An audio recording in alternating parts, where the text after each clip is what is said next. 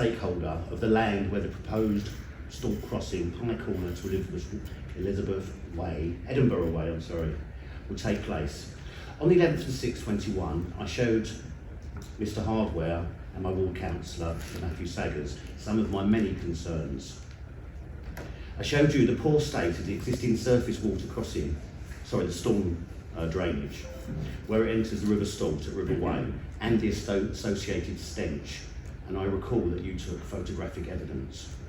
I also showed you the serious flood damage in the form of uprooted trees and the underboring to the existing Latin Mill, all of which has occurred since the recent widening of Edinburgh Way and the other building schemes to the east of Harlow.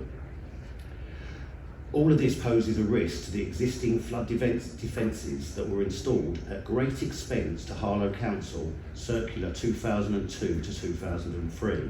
This was when the nearby weir was compromised by flooding, and it caused a partial collapse of the footpath to the south of the Stort River and a threat to Mead Park Industrial Estate. Recently, you gave a statement on behalf of the leadership of the council to yourharlow.com, stating that you would raise my objections with the relevant authorities and the stakeholders.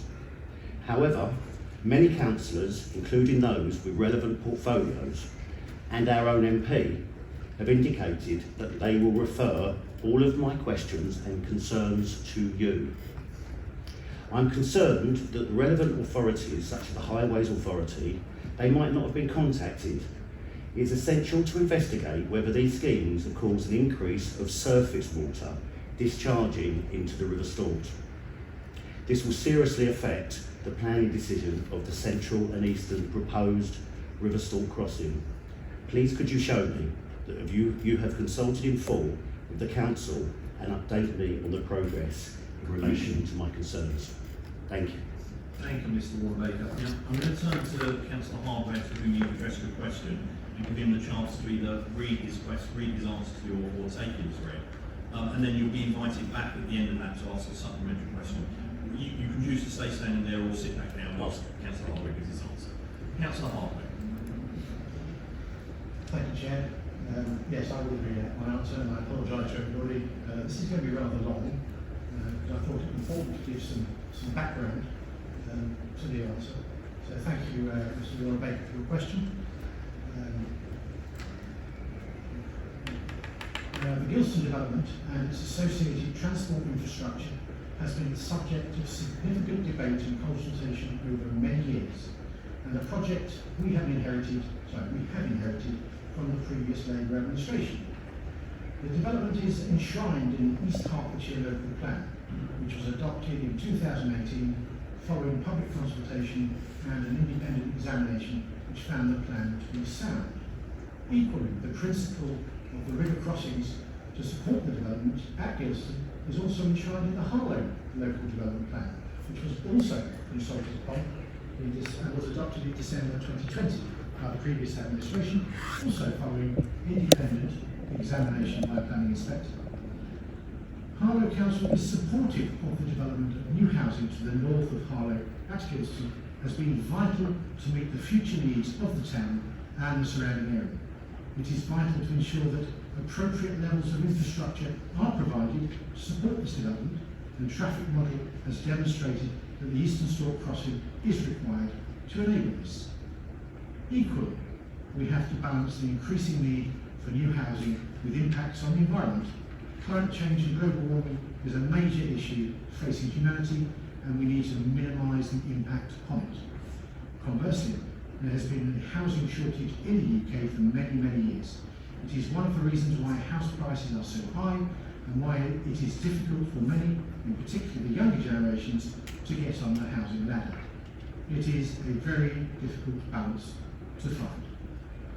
To answer Mr Warner-Baker's question, I can confirm that the Highways Authorities and the lead local flood authorities have been engaged and provided comments on the application for the Eastern Stort crossing. The proposal includes a series of new drainage infrastructure which will deal with surface water arising from the new road.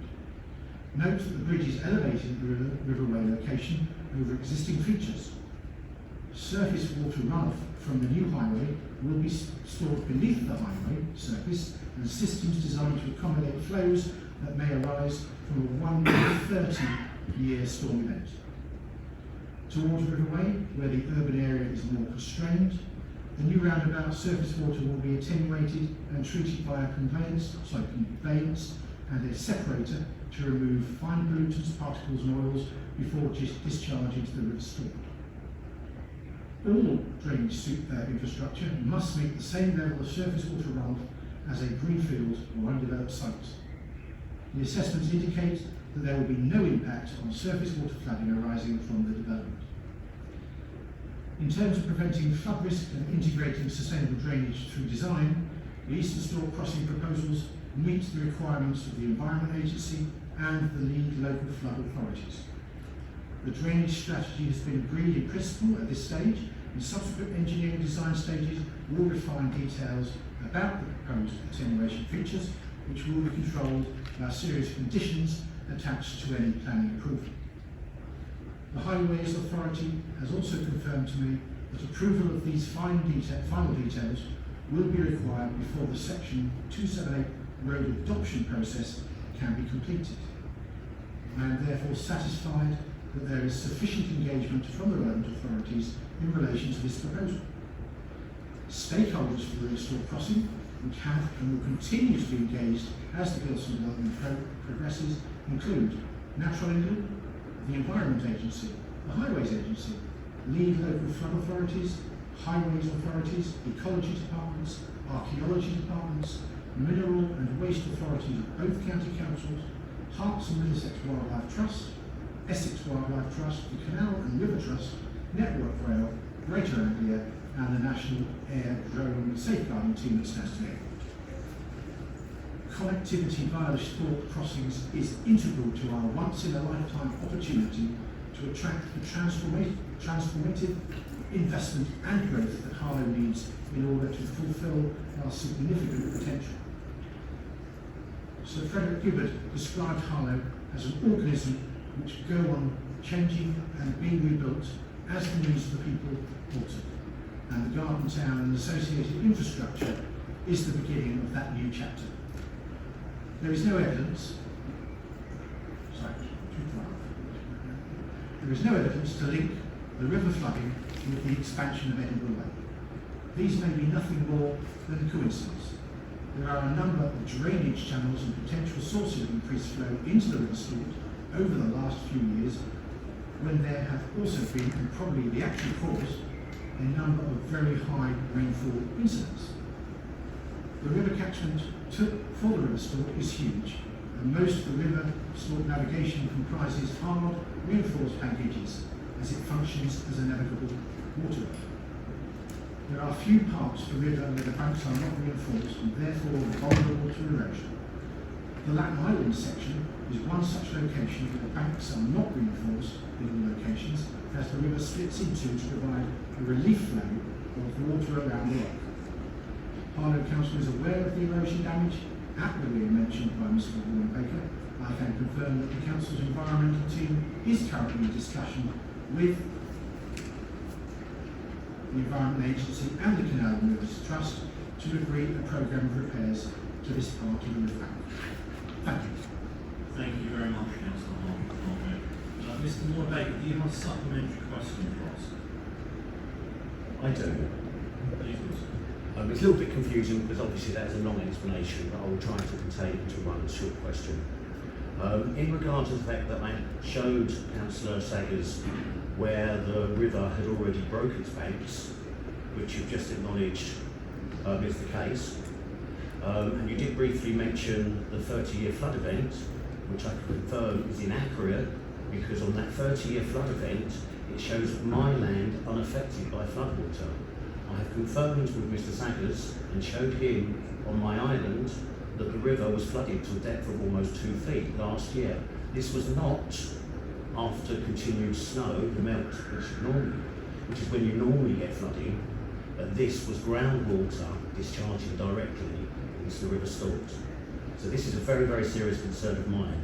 I contacted Canal River Trust, and then the planning department got back to me and they said They were very concerned and they would not tolerate another drop of water being discharged into the River Stort. So my question is, have you raised the issue with Canal River Trust? Because they have told me at this stage the developers have not contacted or obliged their obligation to uphold the law of putting through regulations. That's my question to you. Simply, are you aware that Canal River Trust have not been informed of their statutory duties from the developer in any water is discharged into the River Stort? Thank you, Mr. Thank you. Councillor Harlow. Thank you. I am assured that Canal Roots Trust have been consulted and have provided comments. Thank you, Councillor Harlow. I'm sure Mr. Warnbaker will probably be contacting you afterwards anyway to continue the conversation. And if I can just add on behalf of a number of councillors, I suspect on both sides of the chamber, Mr. Warnbaker, there are a number of members of the planning committee who have been very careful, or substitutes on the planning committee, who have been very careful not to issue any statements or respond to people in a definitive way on this, so that they can keep their votes at the planning committee should they be required to vote. Thank you very much for bringing your questions.